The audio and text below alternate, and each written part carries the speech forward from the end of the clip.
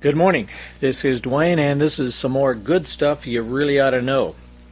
Take out that little card that comes with this cassette, and you'll see that it says that every melody is a combination of three elements. It's a broken chord, or it's a scale fragment, or it's a pattern. Now that may seem obvious to some of you, but rest assured it's not obvious to most folks. There's really no other possibilities if you think about it. No matter what the melody is, whether it's a simple melody like On Top of Old Smoky, where it just breaks up the chord, that melody, it's just the C chord going up, isn't it? Okay, that far at least, right? Other melodies are, that's a broken chord, but other melodies are a scale fragment. That's not only a scale fragment, that's a whole scale, isn't it? But there's many, many melodies that have, 4 notes or 3 notes or 5 notes out of a scale. They're a fragment, a piece of a scale, aren't they? Or a pattern. That's a pattern, isn't it? That's a pattern, okay? Look at, it doesn't matter what kind of music you're talking about, by the way. If I was talking about Moonlight Sonata,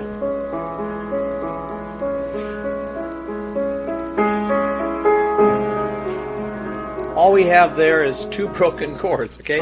That's the C sharp minor broken chord inverted.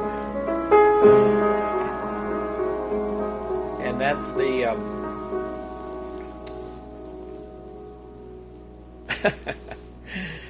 that's the G sharp 7th chord inverted. I had to think about that one.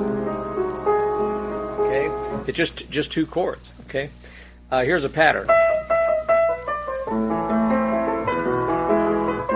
Right? It doesn't matter what you're talking about, whether it's jazz. That's a scale fragment. It's part of the blues. It's a fragment out of the blues scale. So there's only those 3 possibilities: a broken chord, a scale fragment, or a pattern. I challenge you to get out some music and to think through that and to look and just decide, is this a broken chord?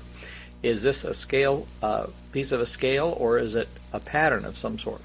Look at that passage by Bach that I've printed on that card, by the way. What do you think that is? Well, it's definitely a scale fragment, isn't it? That's the first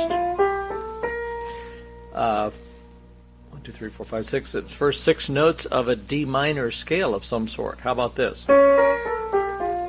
Same thing. How about the next measure? Those are the 3 notes of the D minor chord, aren't they? D, F, and A. How about the next measure? Those are 3 out of the 4 notes of A 7th chord. How about the next measure? Another scale fragment, right? In fact, I don't even see any patterns.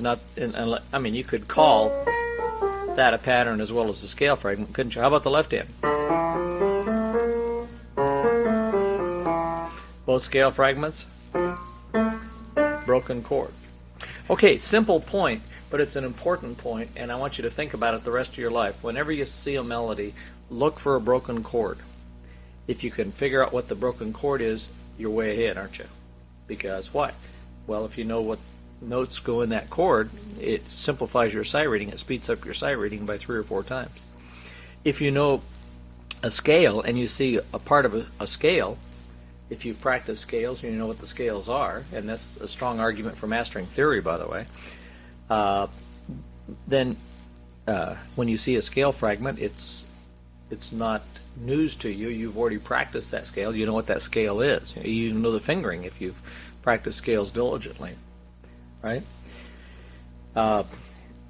If you've studied through something like Hannon or Czerny, an exercise book, you know about patterns, right? And so you can identify certain patterns.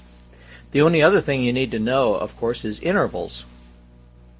Intervals are involved in all those. They're involved in broken chords, scale fragments, and patterns, aren't they? Interval is simply the distance between any 2 notes. So it really helps to know that you're jumping up a certain degree there or a certain degree there. It's not just 2 notes. It's up a third, or it's up a fourth, or it's down a fifth, or, So if you can spot those, that helps a whole lot.